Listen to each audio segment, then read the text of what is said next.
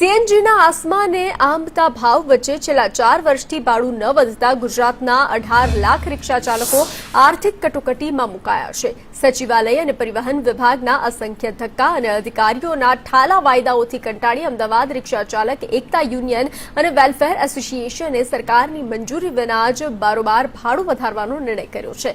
રિક્ષા ચાલકોએ minimum ભાડું ₹15 વધારી અને ₹30 કરવાની માંગ કરી છે। રિક્ષા ચાલકોના આ આક્રમક વલણ અને મીડિયામાં અહેવાલો ગાજ્યા બાદ નિંદ્રામાંથી જાગેલા સરકારી તંત્રએ આખરે યુનિયનના હોદ્દેદારોને તાકીદે બેઠક માટે તેડું મોકલ્યું છે। માંગણી જુઓ, દોઢ મહિના પહેલા સીએનજી નો ભાવ 83 રૂપિયા ને 77 પૈસા હતો અને માંગણી એટલે કરી હતી કે છેલ્લા 4 વર્ષથી જે નિયમ છે, છેલ્લા 4 વર્ષથી 2